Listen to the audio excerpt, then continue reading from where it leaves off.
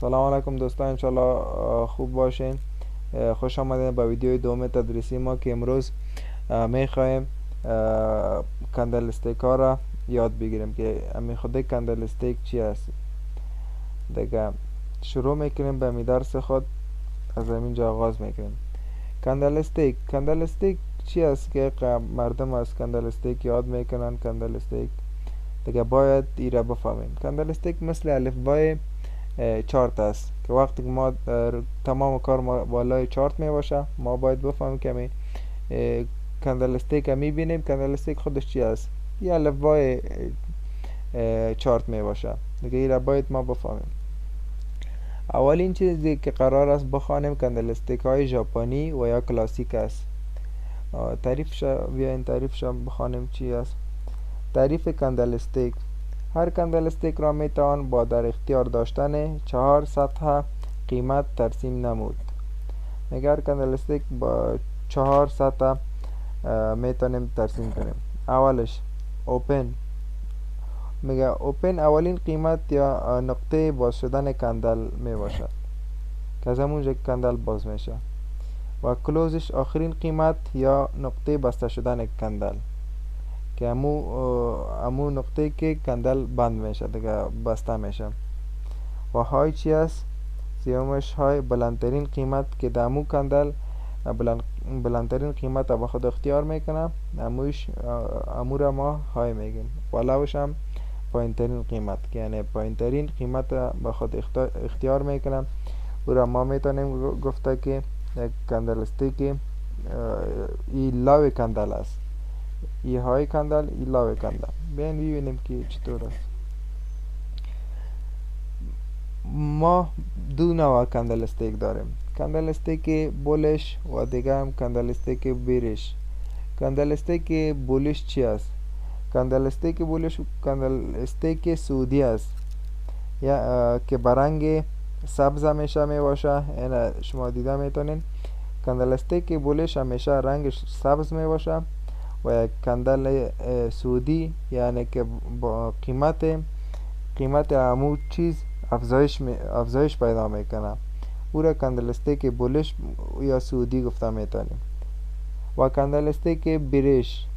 کندل استیک بیرش یا کندل نزولی که همیشه ما میتونیم با رنگ سرخ ببینیمش. با رنگ سرخ می باشه و شاید ریزش قیمت می باشیم که قیمت ما ریزش پیدا میکنه دیگه. کندل استیک با رنگ سرخ می باشه که او را باز ما میگیم که کندل استیک بیرش است و یا بولش است دیگه. ای خوب است که یارا ما بفهمیم، یاد بگیریم اگرچه ابتدایی هستند. و بیاین ببینیم که از کجا باز میشه از کجا بند میشه. همینجا نیست اوپن پرایس میبینید قیمت باز شدن دمی کندل استیک سبز یا بولش.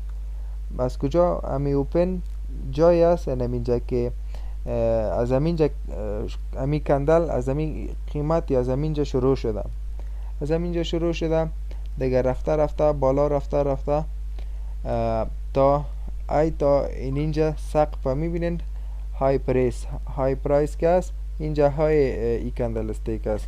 تا اینجا که آمده دیگه از اینجا دیگه قدرت خریدارا دیگه خلاص شده. از همینجا های که زده از همینجا پس آمده پایین آمده قیمت آمده ای تا اینجا. امی کف قیمت لو پرایس اینجا لوش است که تا همینجا پایین آمده دیگه. تا اینجا که پایین آمده از اینجا باز امی خریدارا پس از همینجا خرید زدن ای تا اینجا کلوز پرایس یعنی امی کندل استیک داخلش در اینجا بسته شده. این کندل استیک بولش بوده و قیمتش افزایش پیدا کرده اگرچه بالا و پایین هم رفته.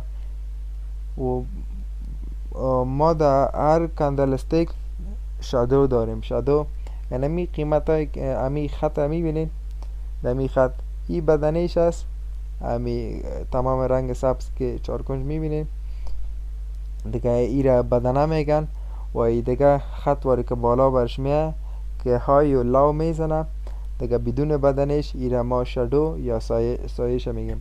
این سایه کندل است، میبینید در پایین هم سایه داره و این همش دیگه داخلش بدنش است که هر چقدر بزرگ یا امتداد داشته باشه با ما قدرت خریدارا یعنی قدرت بازار را نشان میده. اگر هر چقدر یک کندل استیک بولش کلان داشته باشیم دیگه ما شاهد افزایش قیمت هستیم و میفهمیم که قدرت خریدارا زیاد است.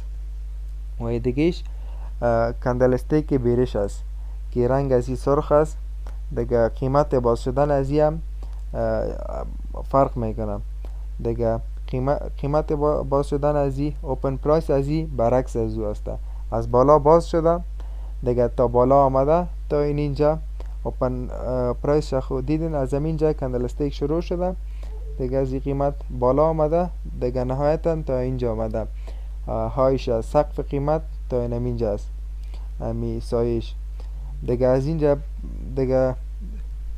اینجا قدرت فروشنده زیاد شده، از اینجا هم مردم فروختن همین چیزا آمده این تا ای کف تا کف قیمت یا لاو کندل ما را اینجا زده دیگه از اینجا پس خریدارا یکم بسیار هم زیاد نه بسیار کم خرید زدن که قدرتشان بسیار کم بوده تا اینجا آمده و در اینجا کندل بسته شده که کندل بیرش یا کندل سرخ است که به ما نشان میده که بازار نزولی است و یا قیمتش پایین آمده. همینجا باز کلوز کرده کندل خدا که قیمت بسته شدن کندل به ما می باشه.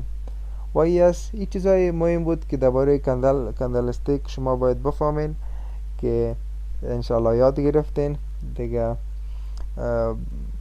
تا ویدیوی دیگه که کندل استیک همر است همه هم یاد میگیریم که همر است کندل استیک های بسیار زیاد است مثل شوتینگ استار و انگولف و بسیار هر رقم کندل استیک هایی را که مهم هستند و در بازار به ما یک قسم در بازار بسیار یک رول خوب دارن او را دیگه ما یاد میگیریم دیگه. یگان کندل استیک است که هیچ رول نداره و هستن که یاد بگیری دیگه او را هم یاد میگیریم هیچ مشکل نیست. خب این کندل استیک های را باید یاد بگیریم او را ما براتان یاد میتم دیگه. خداحافظتان تا ویدیو دیگه، خدا نگهدارتان.